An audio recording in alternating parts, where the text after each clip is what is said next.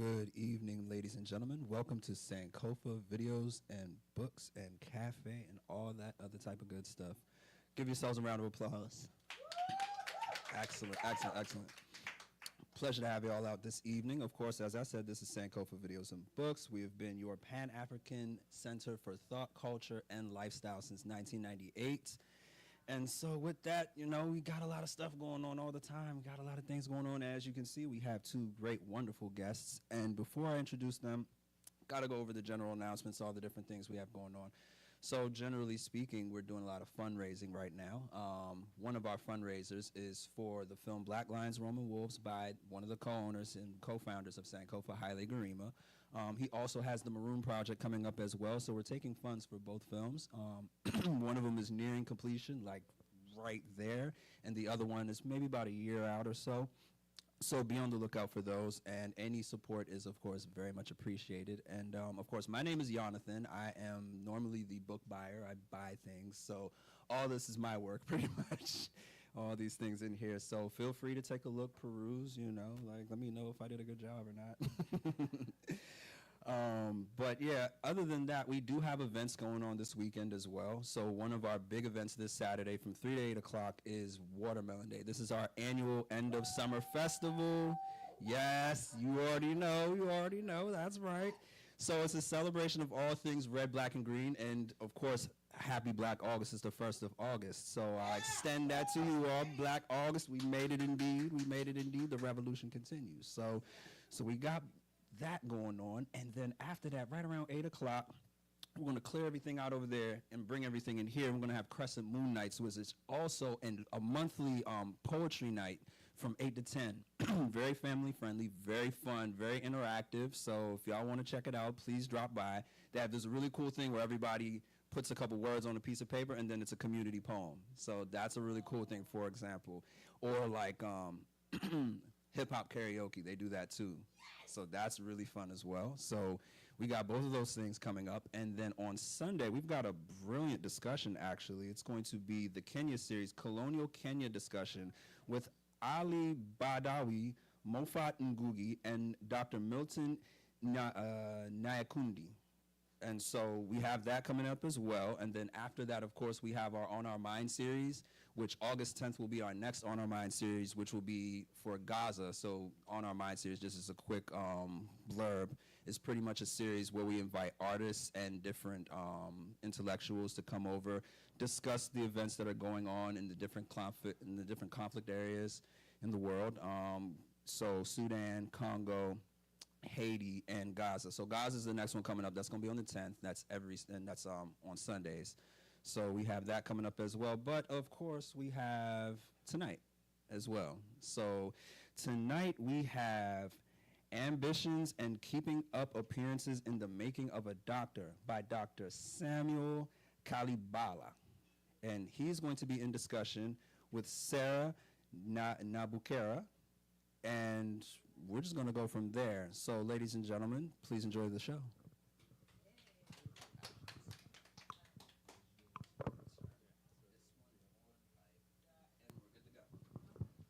Thank you very much for that wonderful introduction. Good evening, everyone. It's a pleasure to have you here this evening. I know you could all have been somewhere else on Friday evening, but you chose to be here with us today, and we do appreciate that and value that very much. As was introduced, my name is Dr. Sarah Nabukera, and I'm here to moderate for my colleague, Dr. Sam Kalibala, as he presents for us, share for us, the thoughts and around his book that he has written and has published not so long ago. So just to give a brief background about Dr. Kalibala, I will leave that to him, but I'll perhaps talk about myself. I'm a physician trained as a pediatrician and public health specialist, originally from Uganda, but living in Maryland for the past 10 years or so, previously working with the the Bureau of Global Health and Security with the State Department. But right now I am a freelance, really doing public health work and seeing how to have impact for our communities. So this evening what we're going to do is we'll give Dr. Sam a chance to present for us. And then we will have a session to discuss and have some question and answers. And then maybe a book signing for those who have purchased the book and would love to have it signed. Or if we have some books available, if you would like to purchase one. And then we'll also wrap up with a photo opportunity with the author. So at this point in time, I will hand it over to you, Dr. Sam, to present to us, share with us the thoughts from the book. So over to you. Thanks very much, Dr. Sarah. Welcome, everybody, welcome here. I'm so happy to be able to present this book here. This is my second time I present the book.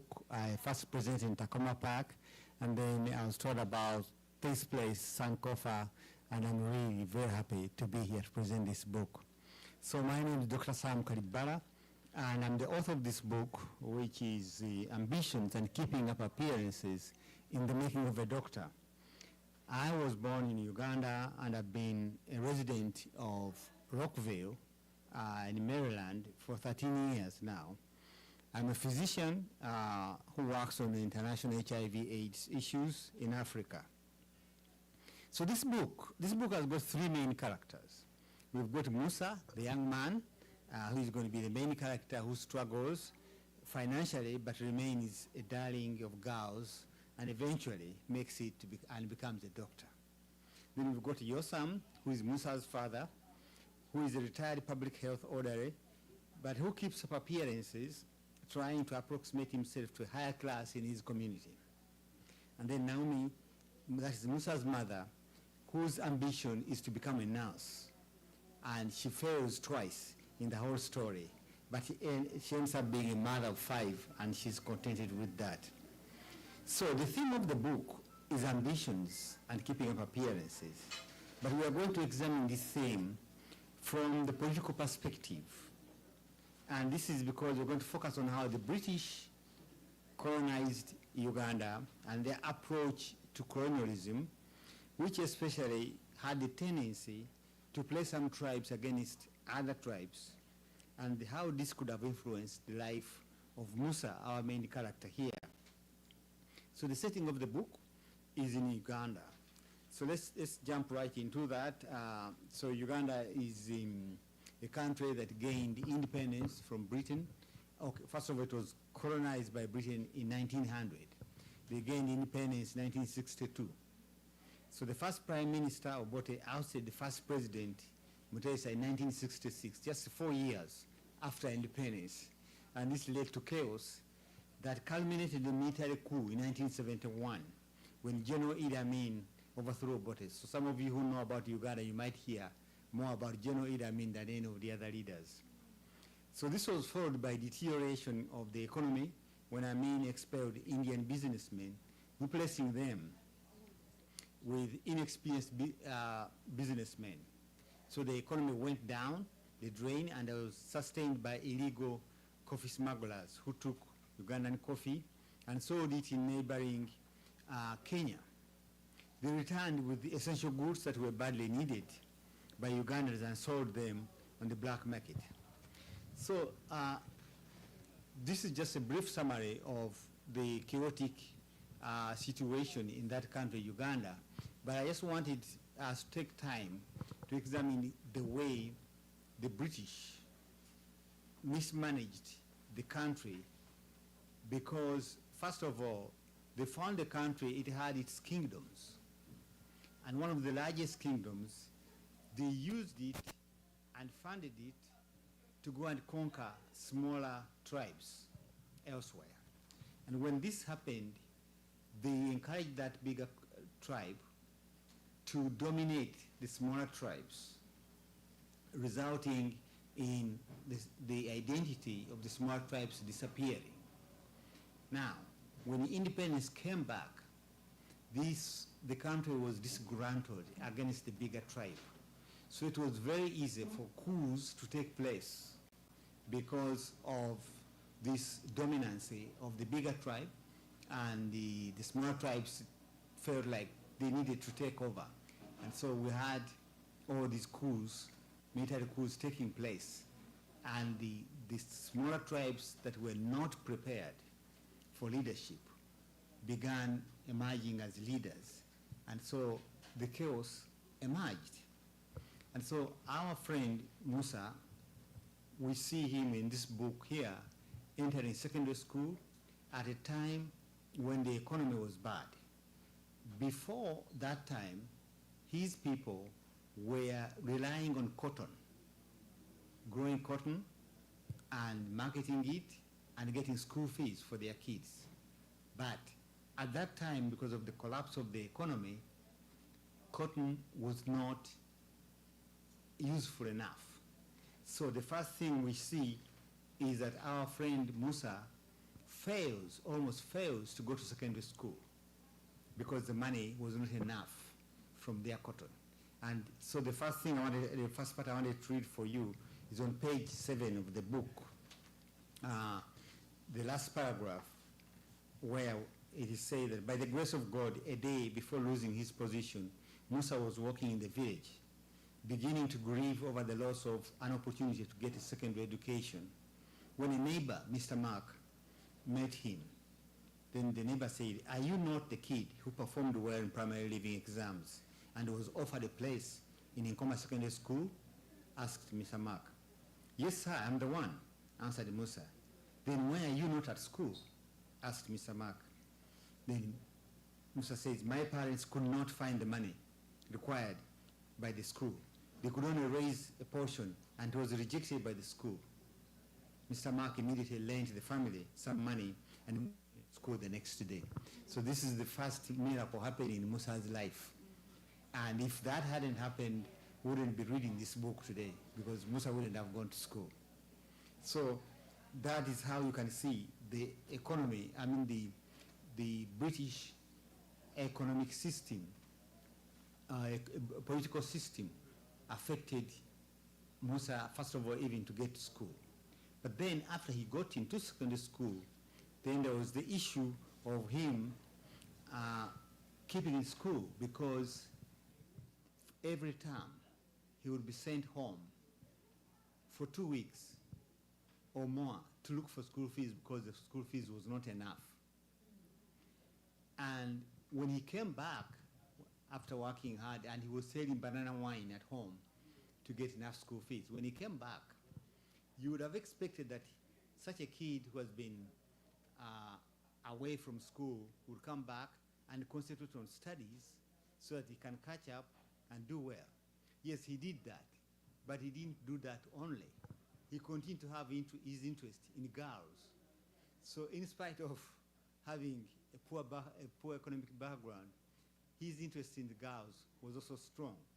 So our friend Musa, in addition to struggling with school fees, he was also struggling to get leadership in the school. So he became the head of the debating society, the head of the geography society and maths club, to impress a girl called Mary. So he fell in love with this girl called Mary. Now, the issue was that Mary was from a higher class than him. She was like from a middle class. So he had to do things, and that's why the book has got a phrase called keeping up appearances. He had to do things to keep up appearances and convince Mary that he, Musa, comes from some kind of middle class. One of the things he did was to use the neighbor's phone. So on the weekend and in holidays, Mary would call him on the neighbor's phone. And the kids from the neighbor's phone would run and call him, and he would answer the call. And when he wanted to call Mary, he would go and call from a call box. So that way Mary was fully convinced that Musa comes from a reasonably well, a rich family, or a middle-class family. So that went on, and Mary fell in love with him, and she agreed to go and visit him at his home. And this was a shock to Musa. He didn't expect her to agree. But when she agreed, this is when he knew that he had to do something, because there is no home, there's no way he was going to take Mary to his home. So he asked his friend Harry. This friend Harry is a coffee smuggler, a schoolboy who was smuggling coffee. So he asked him what to do. So in terms of advice, yeah, so we go to page 57, the last paragraph. And this is when Musa faces the reality of what he had been keeping up in appearances. But now, after the final trip, a school trip which Musa had led, Musa recalled that the next main challenge he faced was the visit that Mary had agreed to make to his home. Mary had wanted to visit earlier in the year, but Musa had pushed it to the time after the final exams. He was just not ready for her to visit him.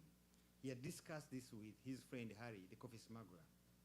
I can lend you my new mattress and radio cassette player that I bought in Kenya. Would that help? Asked Harry. Thank you, Harry, but those things are not all I would need for her visit. What else would you need beyond entertainment and sleep? Even for sleeping, you know, I do not have good beddings. I know you don't like this, but I think the easiest solution is for you to join me on a quick coffee smuggling trip to Kenya, and you'll earn enough money to buy beddings and all other things you need for Mary's visit. Then Musa answers, Harry, you don't understand. You know that at her home, Mary uses an indoor toilet and bathroom? We do not even have flowing water in the whole village, let alone an indoor toilet bathroom. So his friend, Harry, agreed and said, oh, then he should call off the visit. So that is end of secondary school for Musa. He leaves school, he's done very well academically, but as far as the girl is concerned, we don't know what to say. Would you say he got the girl because she had accepted to go to his home? Yeah, but it wasn't a girl's fault, you know. He just couldn't host her. So now we follow Musa. He goes to, in Uganda, they have a system where after 4 years in secondary school, there's 2 years that people spend in what is called advanced higher education before going to college, before going to university. So Musa goes into this college for 2 years, and his mother is very much worried about him. So the warning that she gives him, I want to read it in my language first of all, then I'll translate it. It says, mwana wange, ogenze ku kibuga, naye weegendereze omwenge abakazi ne sigala. My child, you're going to the city, but be careful about alcohol, women, and cigarettes. So now he's going to the big city, and he's going to be there alone. So his mother is worried about him. But he had excellently avoided cigarettes because he had failed to learn to smoke. His story is that when the big boys tried to teach him how to smoke, he coughed so badly that he was embarrassed. He never smoked again. And then as for alcohol, he was lucky that at that time, that school didn't have alcohol. Now, the next issue was girls. That is something that Musa could not resist. So we see him in a school dance. On page 16, last 2 paragraphs. Miss Jane came up to him and asked him for a dance. Miss Jane was in senior 3 and quite young, but her body was already mature, and she looked even older than Musa. That's why people called her Miss Jane. She was about 5'5", and her body was a bit hefty, but well-shaped with smooth curves, from the chest down to the lower part of the body. Her face was beautiful, with a brown complexion, thin lips, sharp nose, and low-cut black hair. When she smiled, her face lit up, and her eyes smiled too. So would Musa resist her? Anyway, Musa accepted the offer. She placed her hands over his shoulders, and he danced to a Congolese melody, of which he was familiar. His hands on her waist. They both danced skillfully, perfectly in sync with the rhythm. As the tempo of the music increased, they augmented their pace. 2. She made a move, and he responded with his own move. She swayed her lower body from side to side as she held onto his shoulders for support. Musa responded by holding her more firmly around the waist to give her a good swing. So he falls in love, or he falls for Miss Jane. Now the challenge was that girls in that school needed, if a boy fell in love with with a guy in that school, needed to buy them some snacks from the canteen and so on. And this is what Musa didn't have. So the question was, what is he going to do? And then the question is answered when it's answered on page 68, last paragraph. Now, about 3 times a week, she would come to the lab, the biology lab where Musa was reading, and ask for his help during prep time. Prep time is when they did homework. And each time he took her to a distant bench and assisted her with her math homework. Soon she started coming with 2 other girls.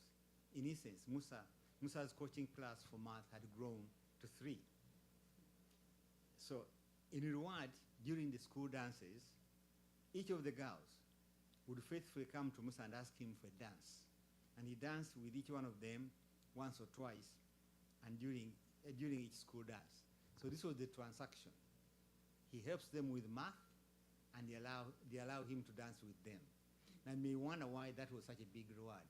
So in the school then, and many schools, there were more boys than girls. And wherever there was a dance, boys would be sitting on one side, girls on one side. And boys would try to rush for the few girls, and many of them would end up with no girl. Now here was our friend Musa. The girls would go to him to pick him. So that was excellent, an excellent deal. So he used his math abilities, and for that school, which was 2 years, he survived very well. And he went on to college, to university. So, university, he went into medical school, but he was living in the college setting where there were all different courses, different faculties, people, they all lived there. And so he lived in a hall called Lumumba, and it was near a women's hall called Mary Stewart, which was nicknamed the Box. So those 2 halls, they had a relationship where boys visited the girls' rooms in the evenings, especially on Fridays, and relationships were developed. And then girls who had boyfriends also, they would go to the boys' dorm.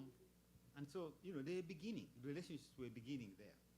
But let me read you a bit of this. This is on page 88, the last paragraph. The women in the box, that's the Mary Stewart, were aware and expecting the benching hour. They would tidy up their rooms and wait for the men. Ruth welcomed and hugged Musa and shook hands with Saul. Ruth's roommate, Salima, too, welcomed the visitors and gave them the 2 chairs in the room. Musa took a moment to look at Salima at close range. She was about 5'7", which for girls from the Baganda tribe was quite tall.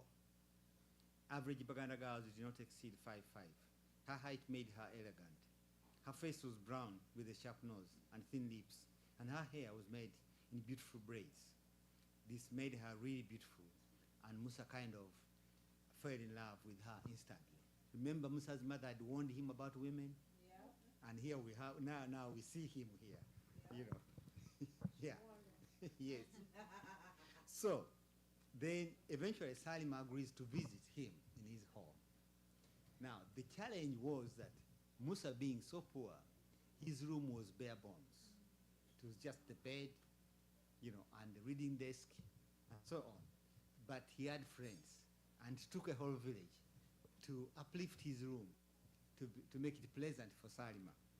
So here, on page 91, in the second paragraph, Edward will provide his nice carpet to cover the floor and his electric kettle to make tea. Godfrey will provide his music system, and Paul will provide his nice teacups and sugar bowl of sugar. As for eats, it was agreed that Musa would buy some samosas from the canteen, and that was it, and it was set. So, with this kind of arrangement, everything went on well as far as Salima was concerned, and she began visiting him every other weekend. So like one weekend she visits him, the next weekend she goes home. Her father would pick her up in a Mercedes Benz. And so she had a rich father who would pick her and give her things. So Musa did not spend any money on her. So that looked a nice story until one time Musa discovered that this father is not the father of the girl. He was a sugar daddy. And a sugar daddy is an elderly gentleman who falls in love with a young girl and gives her money and makes her feel nice as a kind of daddy. So this was the situation. So now, yeah. Yes, in exchange for what? So now we see our friend Musa is really shocked when he learns this. So let's go to page 114, the middle paragraph. So one of Musa's friends is saying, Musa, I know you are in love with Salima, but the truth is that you give her nothing. You cannot afford to pay for her hair, her makeup, to dress her up, buy her shoes, or buy her eats in her room. This means she must survive by some other means. Believe you me, many of the cars you see in the parking lot of the box, which is the girls' hostel, are not for real fathers, but for sugar daddies who make our women look nice so that we can love them. Salima has been quite faithful to you, coming to visit you every other Friday and sleeping over, welcoming you to her room to bench from time to time. And she and your cousin Ruth attending our disco hall here every year. What else do you want? You have a good deal here, concluded his friend. But Musa didn't like any of that. He didn't like any of that. So on page 116, Musa says, that's the third paragraph, but there must be some good girls who depend entirely on their family support. There are girls from rich families such as Amanda. Does she also have a sugar daddy? Asked Musa. Nobody answered him. Perhaps because Amanda was his close friend from medical school, with whom they discussed academic stuff. And who knows, one day they might begin dating. On his part, Musa was sure that he was done with Salima. He wondered whether he should try and pursue Amanda. The next day, Sunday, Musa got courage and went to church. Ruth and Salima were there, and so was Amanda. Musa was surprised. Amanda rarely went to church. However, more surprisingly, she went straight to him after church and started talking medical academics. But her body language showed clearly that she was shielding him from Salima. Salima is the girl whom we had before, who had a sugar daddy. She did not let him even greet him. Musa did not look at Salima or his cousin Ruth either. Amanda whisked him off, and they walked back towards Lumumba, towards the halls of residence. A further surprise was that she kept talking with him, walked him to his room. As they passed the custodian's office, Musa could hear the card-playing guys keep quiet for a moment as they sucked in this new piece of hot news, that Amanda was going with Musa to his room immediately after he had broken up with Salima. So our friend Musa is now beginning to date with Amanda. In one day. In one day. It was love then. That was love. Yeah. So, just to tell you, the relationship that they had with Amanda was not the same. It was a relationship because they were classmates in medical school. They were always together. But I just want to give you an idea of what the relationship now was. If you can go to page 120, the last paragraph. Even though the hugs were routine and so clinical, Musa felt that they were therapeutic to him, and he hoped for Amanda too.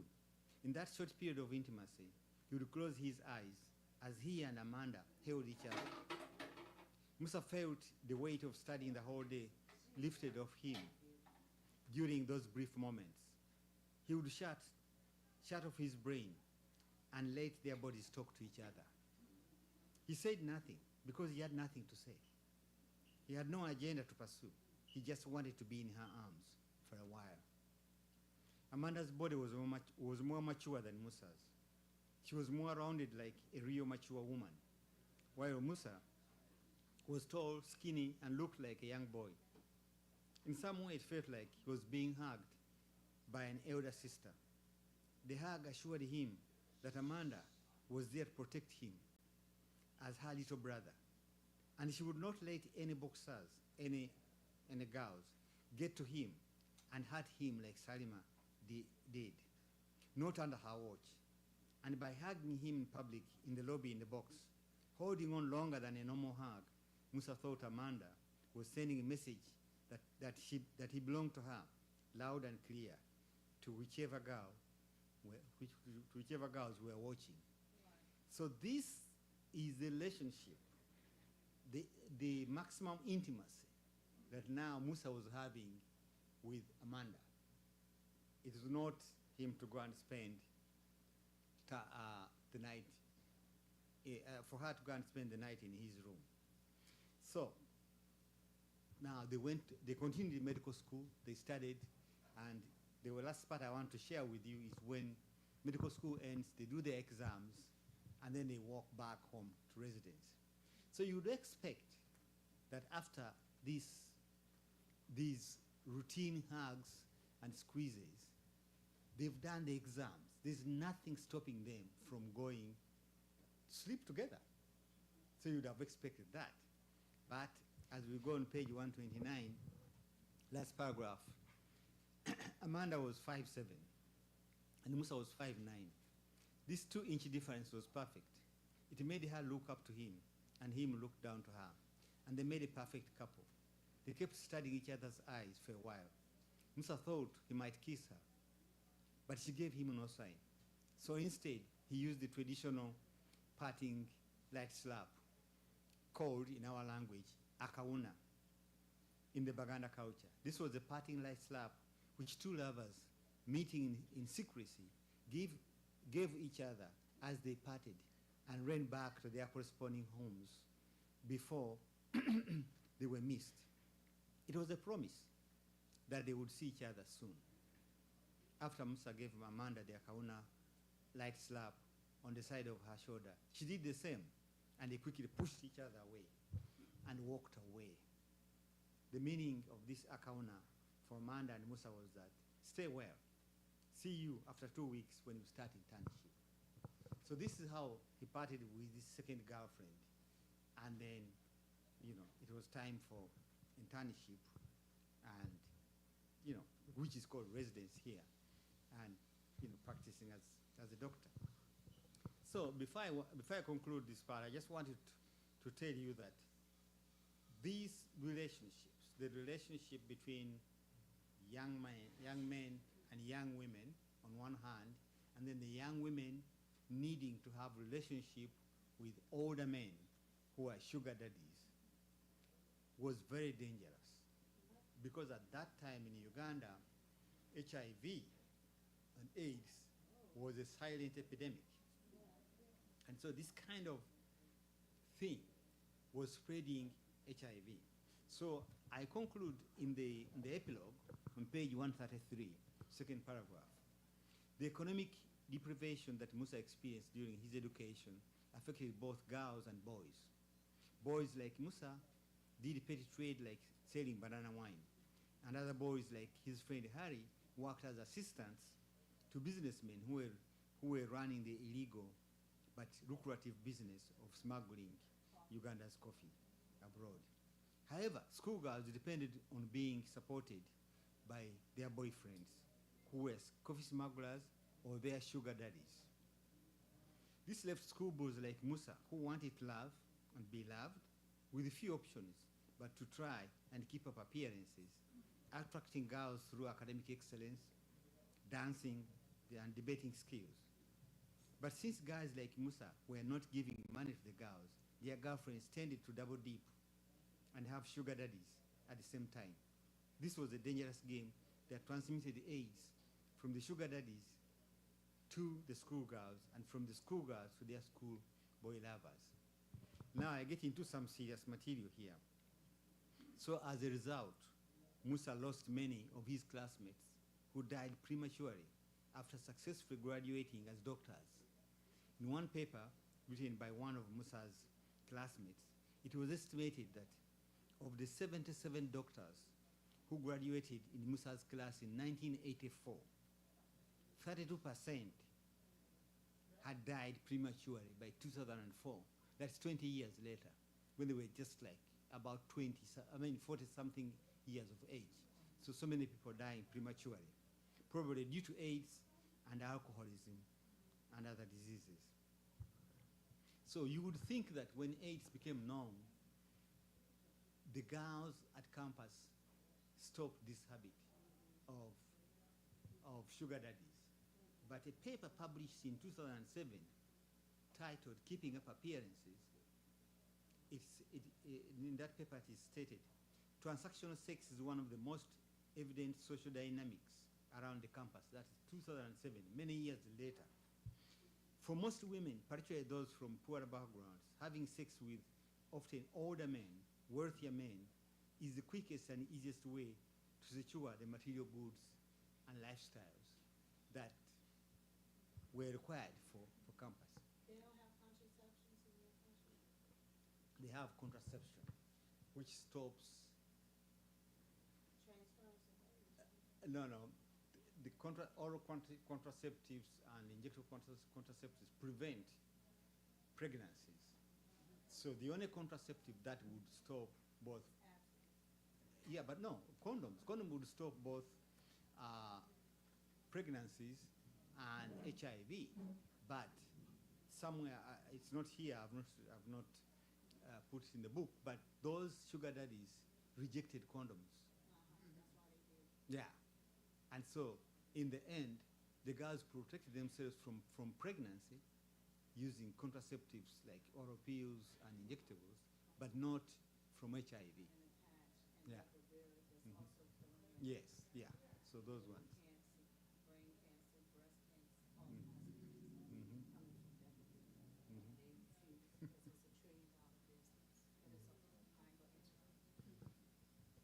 Okay, so it looks like the audience is now ready to discuss. Love your. Thank you so much, Dr. Sam. Please join me in giving him a round of applause for his presentation. I love that story. Wonderful, wonderful. Just listening to you, I could see many things resonating, even being outside of Africa. Some of those. I'm not sure why it's giving me an echo. It's okay. Yeah. Sound great. Thanks. Yeah, but really, just to get us started, I think we are opening for question and answers now. So please feel free to ask any question. But I'll get us, started, get the ball rolling. I know one of the things is that this book is loosely based on your life history and journey through your life. So really, what inspired you to write this book now, and why? So you are right that Musa playing my role.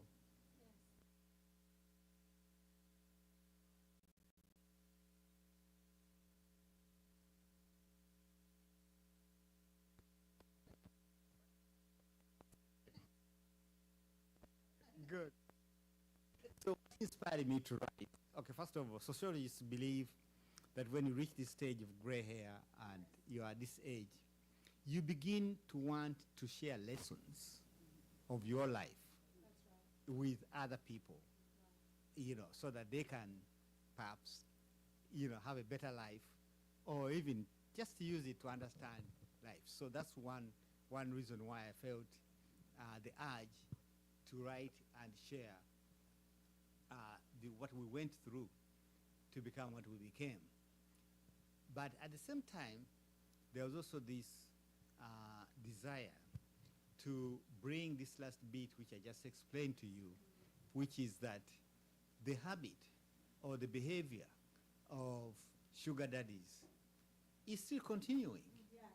And so this book although I graduated a whole 40 years ago. But this book, yeah, this book is still relevant today. And when I take it to Uganda, I'll be taking it to Uganda in November. Yes, I'm sure it will still excite people. Many people will relate to the stories that are here.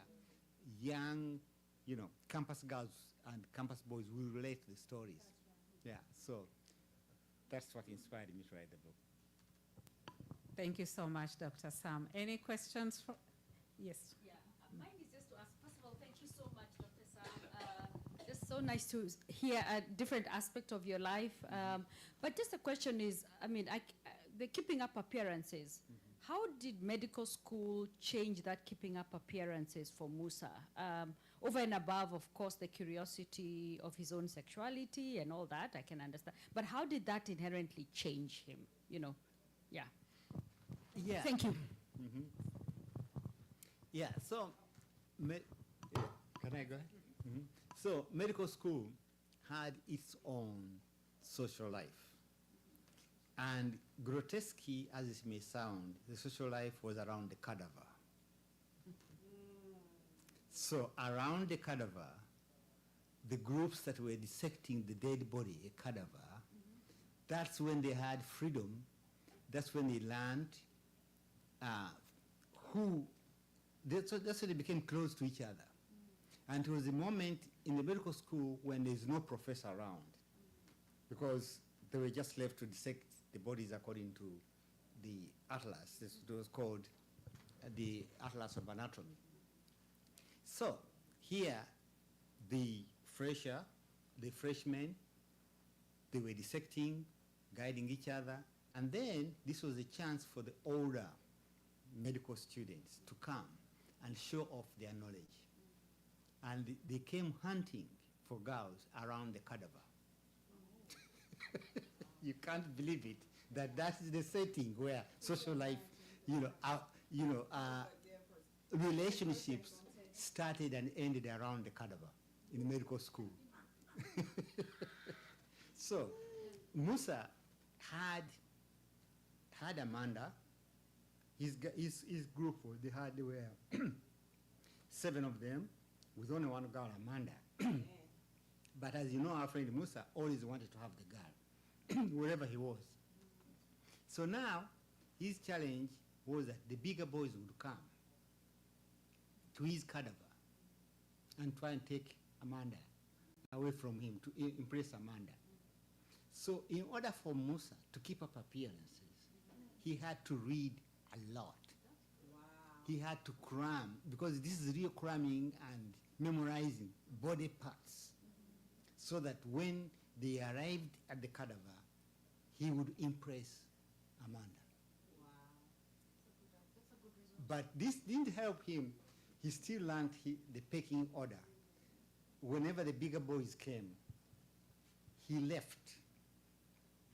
He didn't stay at the cadaver. He went to the library. It is there in the book. He went to the library and read the Atlas of Anatomy. Wow. Now, when going back in the evening, still Amanda would want to walk with him to recite the body parts. And so he was still able to remain competitive using those tricks. Wow. Thank you. Thank you so much. Thank you so much. I just want to say thank you so much for coming. Thank you so much for sharing your story. I don't know why I'm getting reverb or whatever. Okay. So I just want to say thank you. My name is Cornella S. Richardson Powell, and I just got my father's last name about a year ago. It took me 40 years to get that name. It's my birthright. I own it. Because he neglected me and left, but he came back, and when he got back, I said, I want my name. So I want to say to you, I pray you married Ahmed. I just want to know, she was the mature one with the voluptuous hips and the voluptuous everything else that grown women and not girls got. So didn't get a chance to do your thing during medical school. But I hope for the last 40 plus years you've been doing your thing with Amanda. Is Amanda your choice? Was Amanda your choice? That's my question for real. I'm Coco from the radio. I ask the questions that everybody else is thinking but won't ask. So thank you for adjusting that. I appreciate it. I can hear the difference. I just want to, that's a burning question in my heart. I know you talked about the other stuff. Okay. Okay, because she's not the first person to ask the question. You're not the first person to ask the question. My nephew asked me that question.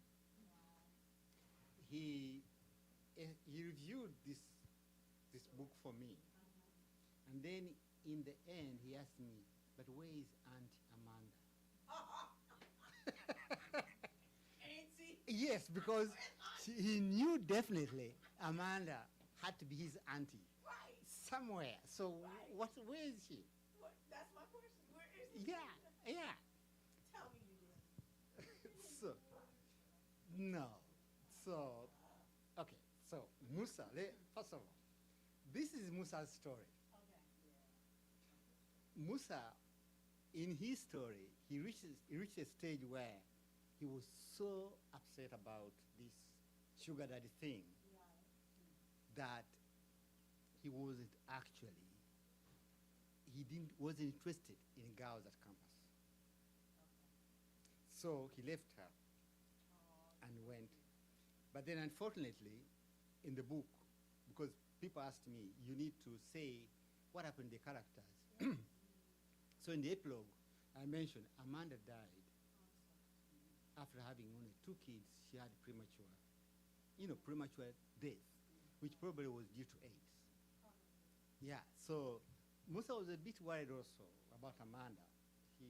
Although he was hugging her, he wondered whether she also, because she looked like she was coming from a rich family, but he wasn't sure, is that her family or is that a sugar daddy? Anyway, so that is the story. Musa did not marry Amanda. Yes. I think you can hear me. Okay. Yeah. I don't have the book with me. Did you just give us a piece of it, or is this? It ends with that with Musa and that 2 weeks, pretty much, going in that path. Yeah. That goodbye. Yes, that's where the book ends. The book ends with Musa becoming a doctor. You're going to do another book, right? Because that's a cliffhanger. Exactly. You're so bright. This is what people have been asking me. I know you're going to do it. Yeah. So when they asked me that, I answered by beginning to write the second book. Thank you. The book is now with the publishers. Okay, thank you. Its title is called Beyond the Clinic. And in this book that's coming, you need to watch. I'll surely present it here, happily present it here. We are going to follow Musa's life as a doctor, but we are not going to follow how he treats patients. That's why we call it Beyond the Clinic. We are going to follow his life after 5 p.m. and on weekends. Like here. Like here. Book sign. Yes. Yeah. The other part of it is that in the next book, Mm-hmm. although you're not discussing AIDS and all that, but Mhm. there seems to be an onus on the box Mm-hmm. where it was a dormitory of women. Yes. I think you're giving the men a free pass. Hmm. Because, it takes 2 to tango. Yeah. And so I see that there's an emphasis on that a little bit. And I think maybe in the next one, maybe you will revisit that particular omission. Thank you very much, sir. Thank you for warning me. I'm going to take this book to Uganda, but I'm sure that my sisters from the box will bring that issue up. That's true. I kind of sound biased, blaming it all on the girls. Yeah. Yeah. Thank you. You're welcome. Yeah.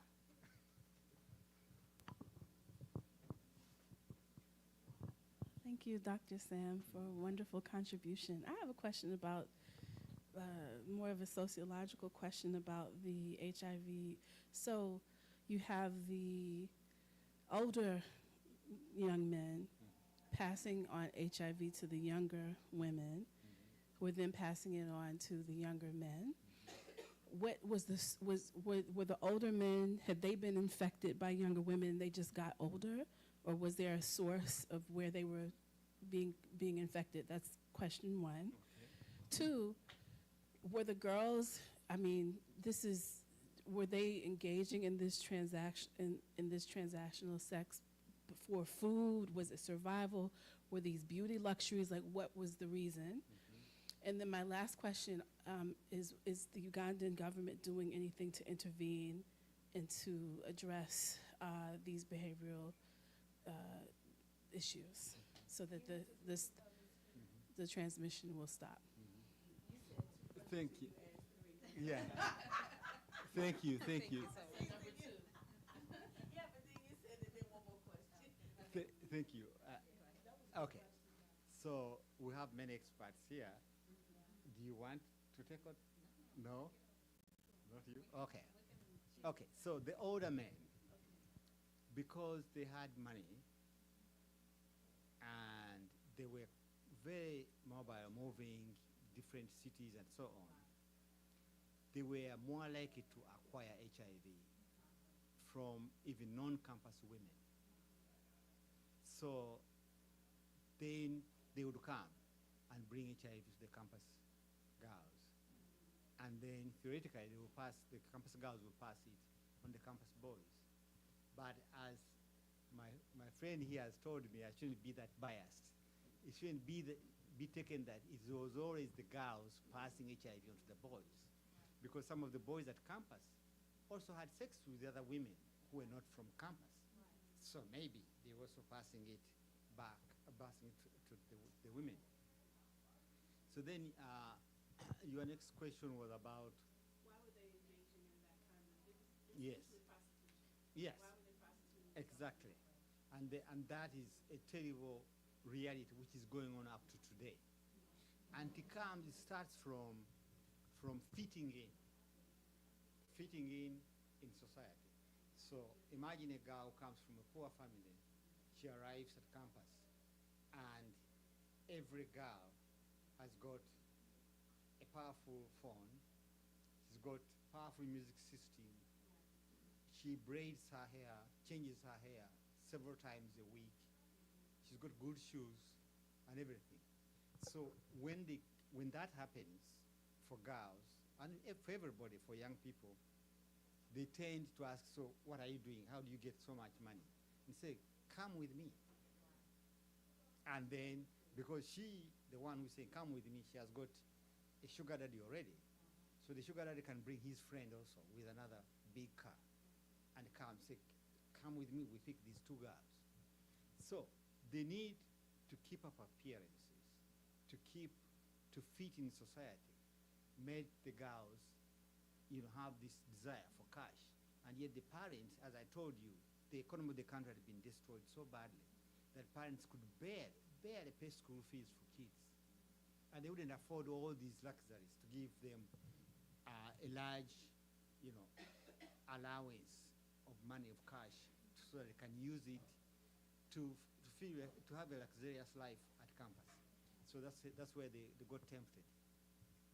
Now, the intervention. So that is the issue that government continues to think that general education about AIDS for everybody would meet everybody's situation, would be able to, and also there are some people in government who think that this is common sense.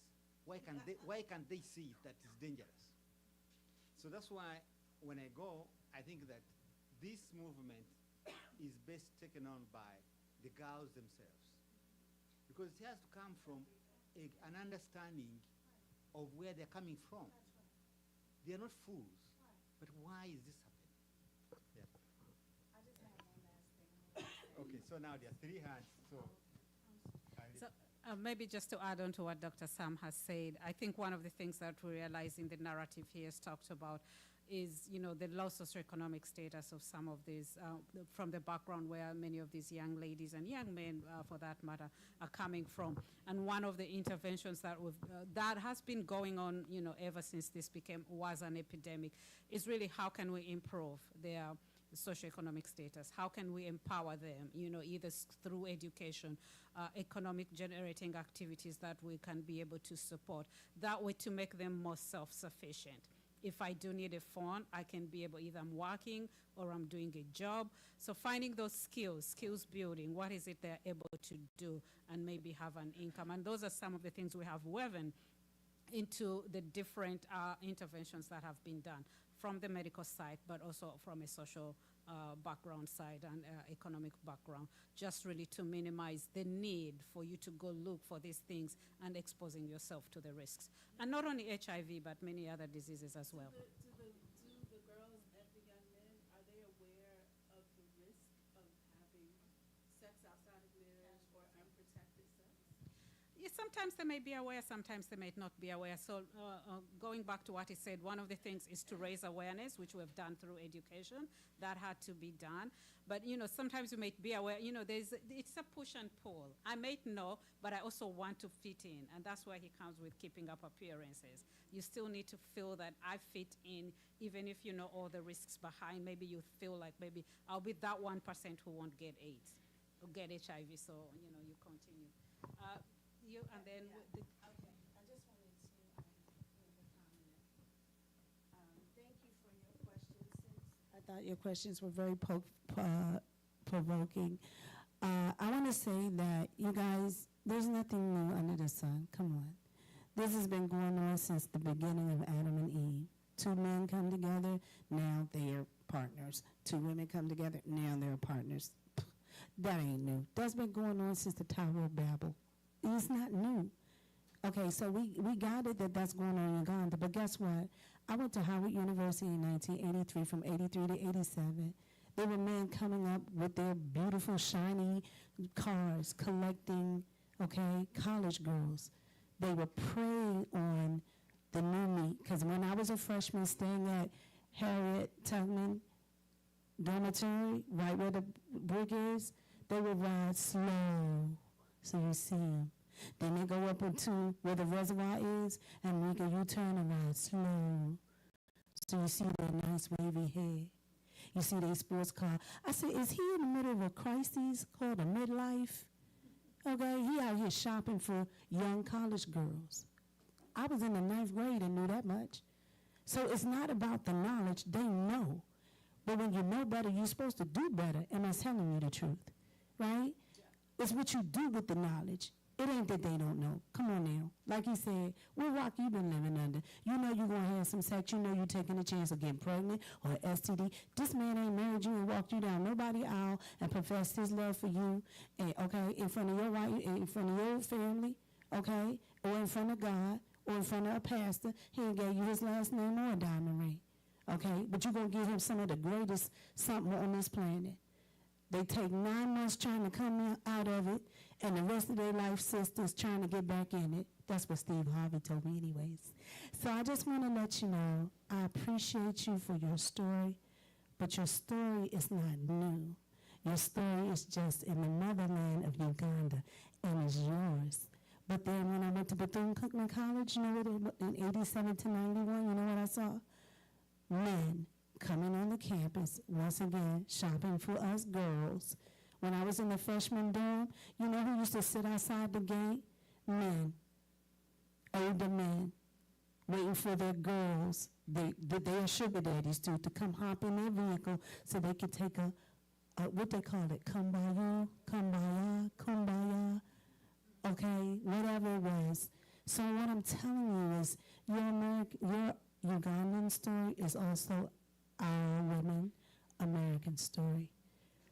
I just so decided in my mind that I'm too valuable to put my toes, 10 toes up to the ceiling for a man that ain't gave me a diamond ring. Here you go. Thank you. Thank you so much.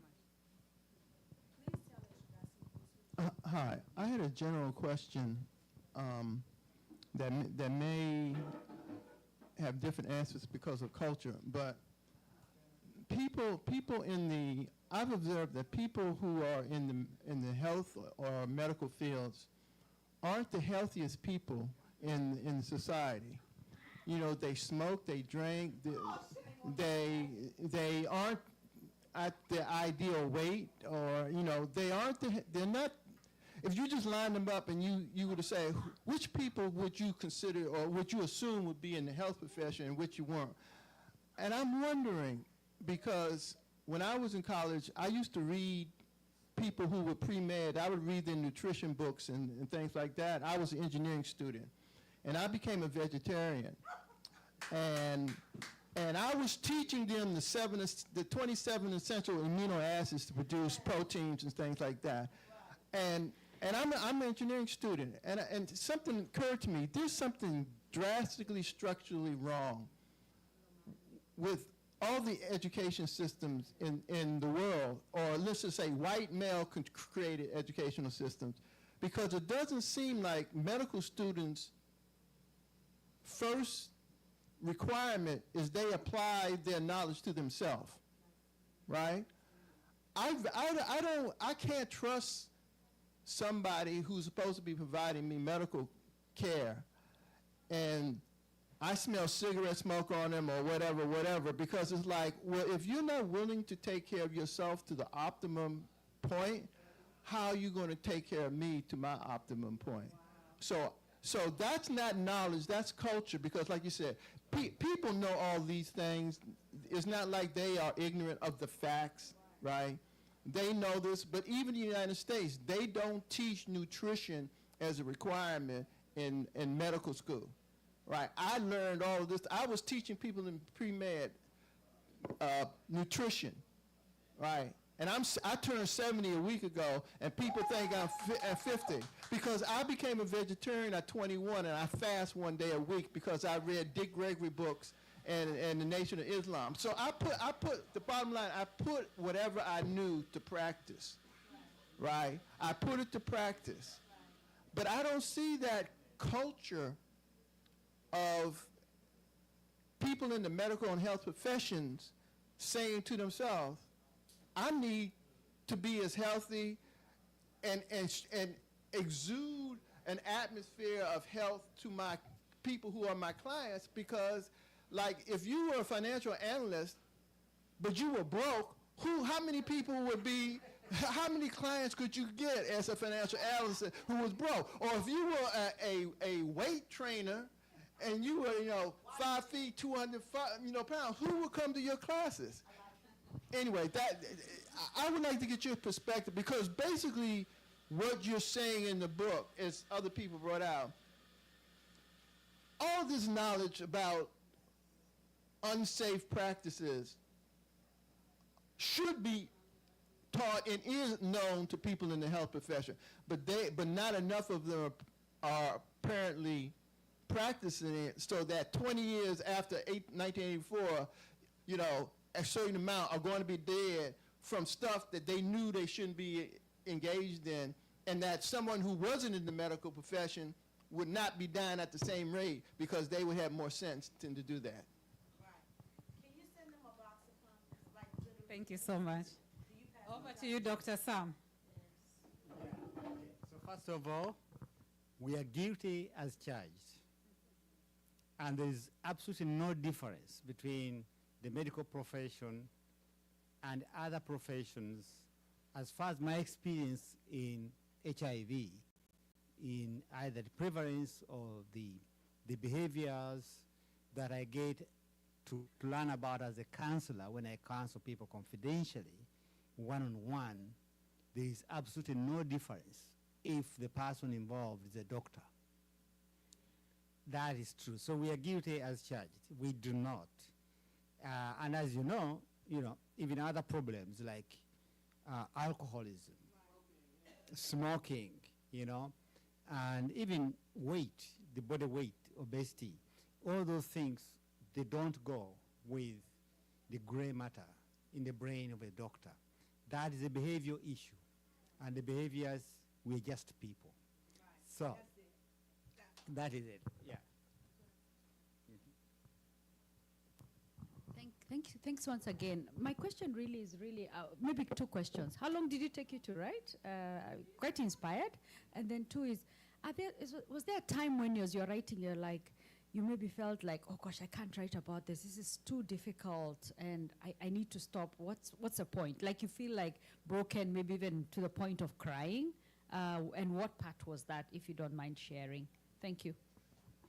Yeah. Thanks. Okay, so first of all, the first notes that I took down about this book, I wrote them when I was aged 14. Aged 14 years of age. You start writing this book when you... Yes, and the reason is that you remember how Musa almost failed to get school fees to go to school? So when that happened to me, when that gentleman who met me in a village path, gave me money to go to school fees, to go to school, I wanted to write a book immediately. Okay, so that's one. Then, when Musa fell in love with Mary, again, I wrote notes. Like a diary or something? Yes. So, you can imagine since that time, I've been having notes that I kept all these years, but it wasn't coming. The book wasn't coming out. Until I took a class of creative writing in Montgomery College here.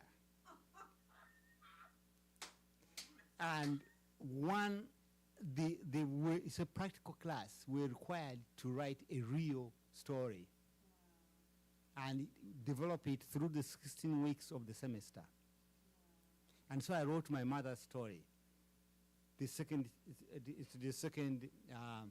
chapter in the book, how she wanted to become a nurse and failed, and I got an A. So I wrote it as fiction. I made fun of my mother. I know she had passed away, but she would have liked it because when she was telling us the story, she made fun of herself. The best point about her story is that she tries twice to go to nursing school. The first time, she was stopped by her father, who forced her to go into marriage. Then, after a short time in the marriage, she refused the marriage and went away, 300 kilometers away from our home area. Our home area is in the east of the country. She went to southwest of the country, Masaka. And while she was there, she was working as a housemaid for the chief nurse, who had promised her that she would take her to become a nursing assistant, and then from being a nursing assistant, she would get into nursing school. So this is a clear path to achieving her ambition. But this is where she laughs at herself and says, now, foolish me.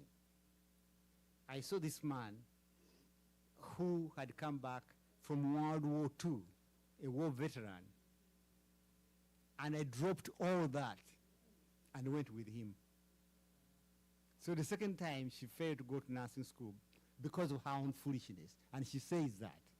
And so I made fun of her, and it was okay. So once, and that story, I finished it in April 2022, just recently.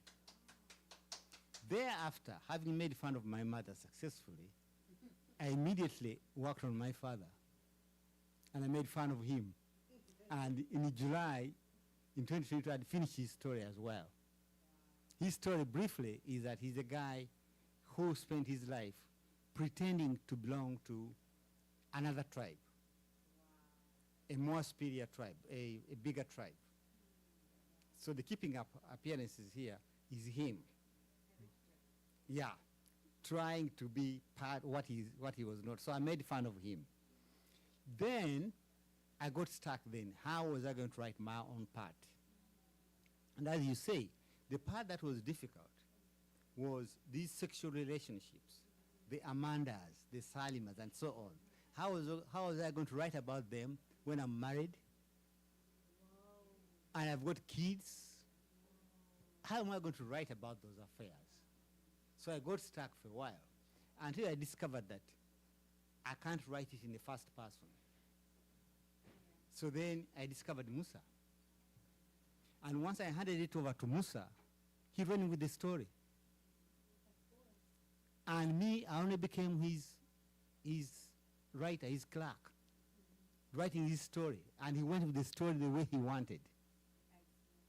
So it became very easy. Now you're asking about the most emotional part about the story.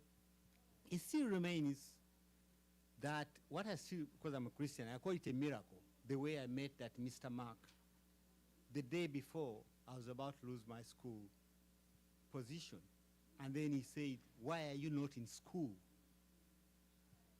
You know, that's how Africa is. I'm not his child. He's riding by, and he sees me walk and say, why are you not in school? And I told him, because we don't have school fees. And later on, although what I read to you was just a summary, but later on in the book, I say, he told me, go and tell your mother that Mr. Mark has said that she should borrow money from someone. So I was confused, say, why? Why do you think my mother doesn't think about it? Anyway, I went and told her. And she immediately went, changed her dress and went to Mr. Mark's home. And she came back with a 100 shillings bill. Just imagine coming back with a $100 bill. A new dollar bill. Just that was the equivalent. That's how powerful it was. Just that one moment.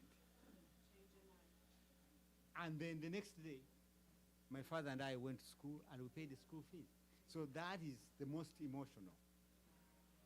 The next emotional one was, in fact, there are three. Okay, the next emotional one was when Musa could not allow Mary to visit him.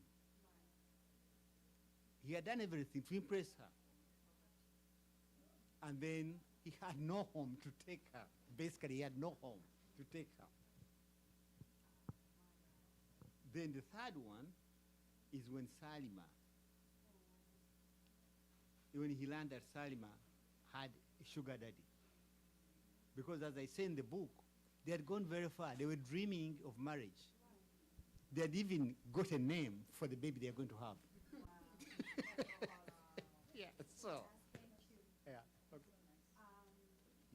I didn't tell y'all this, but I'll go ahead and share the beans. I'm Coco from the radio WHUR, right? But I'm also Pastor Cornella Richardson. I am the senior pastor at Kingdom Builders Church Ministries. So as you said, you were a believer. I can now share that information. Your story is in the Bible. Your story is when David told Solomon, be careful of these young men. You know what they do? They prostitute themselves at night, and they spray their perimeter with all kinds of perfumes, probably lavender. So that when you lay your head, you go nighty-night, and then they rob you in the middle of the night while you sleep. That's what prostitutes do now, they and then too. So your story is unique to you, but it's been going on for history, and you're actually in one of the oldest books on the planet Earth, and the highest soul, and that is the Holy Bible. I want to thank you for giving life to your story. I want to thank you for encouraging those of us who are up and coming authors also. I'm writing a book. It's about my life as well. It's called Check Yourself Before You Wreck Yourself. One bad mistake, and all it takes is one. It could ruin your life. So I'm glad you didn't make the mistake. You know that mistake that I'm talking about, right? I'm so glad, because you could have probably contracted AIDS and not been here to tell us about your story. I want to suggest, like they do at the VA hospital, I'm also a 12-year United States Army veteran. I worked at Walter Reed for 12 years. They would send me to different places in the U.S. My last station was Iraq. I made it back by the skin of my teeth, only because I played like I was absolutely out of my mind. When they sent me over there, I lost my mind on purpose, with a purpose.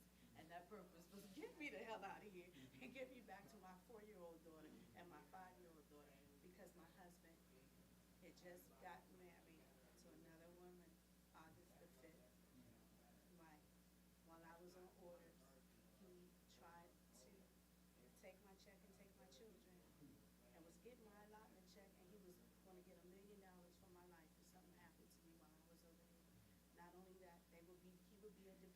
over the children, so he could retire just off my check, right? Money. Money is the root of all evil, and it's the root of all evil. It's the greed of money that really makes people's heart evil. So I want to just thank you that even though they had the sugar daddies, you still came out on top because you the main daddy.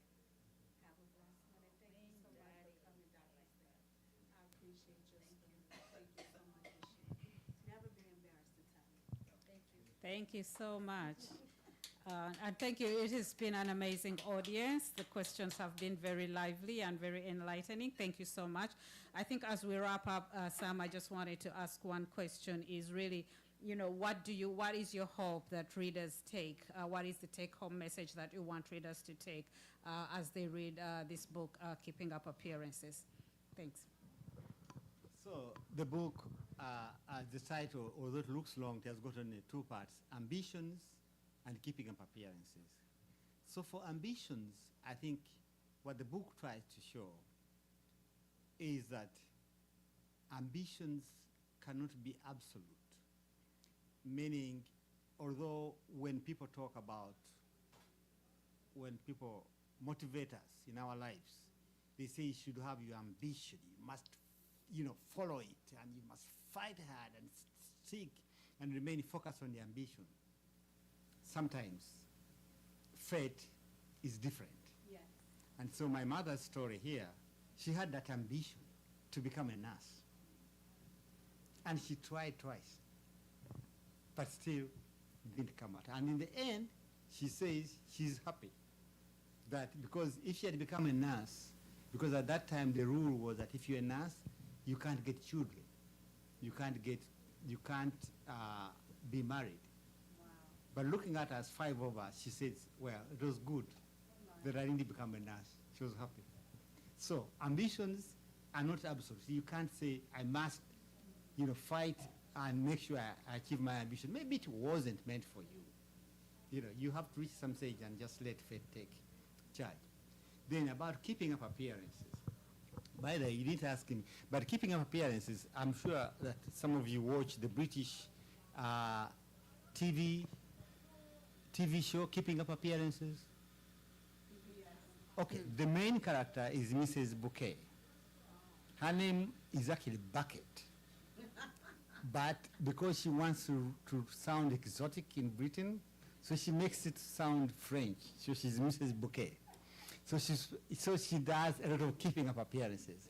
But what happens is that her keeping up appearances fails at some stage and it gets to be known. Like her family, she doesn't want people to know the family where she comes from, but somehow, sometimes, her brother-in-law turns up with her sister when she's supposed to be having company, and she doesn't want to be associated with her family. So keeping up appearances also, what I wanted to say here is that keeping up appearances has ultimately fails. So you can try to pretend what you are to be, what you are not, to do everything possible to show people that you are not that kind of thing, but in the end, it fails you. So my father was keeping up appearances. Because he was educated by the bigger tribe that colonized our part of the country. He chose to pretend to be of that bigger tribe. And everything of his was perfect. And that bigger tribe was perfect. They were well-dressed and so on. And then he makes a mistake. He marries from that tribe. Basically, he's a man from a lower tribe who marries up. My mother is from the bigger tribe. So when he marries her, he doesn't realize that the bigger tribe, those people are enterprising. So he wanted to use his wealth to entertain people in a so-called banana wine elite club.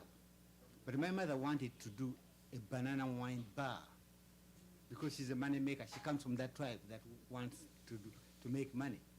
So they end up splitting. So we grew up in a separate home. My mother will move to a house across the road with us. And my father remained in his house where he could entertain his people in a perfect gentleman way, a gentleman's club. So his attempt to keep up appearance and pretend to be of the higher tribe had failed, because now even the woman he married from the higher tribe was showing him that for us, we are enterprising. But what he did, which was a good deal for him, is that they agreed that she would be cooking for him. And he would be coming across to the home where we were to eat food, as long as he doesn't marry another woman.